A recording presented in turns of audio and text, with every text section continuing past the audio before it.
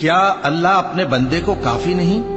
और ए नबी, ये तुमको उन लोगों से जो अल्लाह के सिवा है यानी गैरुल्लाह से डराते हैं, और जिसको अल्लाह गुमराह रहने दे उसे कोई हिदायत देने वाला नहीं, और जिसको अल्लाह हिदायत दे उसको कोई गुमराह करने वाला नहीं। क्या अल्लाह इज्जत वाला, बदला लेने वाला नहीं है? और अगर तुम इनसे पूछो कि आसमानों और जमीन को किसने पैदा किया तो कह देंगे कि अल्लाह ने। कहो कि भला देखो तो, जिनको तुम अल्लाह के सिवा पुकारते हो, अगर अल्लाह मुझको कोई तकलीफ पहुंचानी चाहे तो क्या वो उस तकलीफ को दूर कर सकते हैं? या अगर वो मुझ पर मेहरबानी करना चाहे तो क्या वो उसकी मेहरबानी को रोक सकते हैं? कह दो कि मुझे अल्लाह ही काफी है, भरोसा रखने वाले उसी पर भरोसा रखते हैं।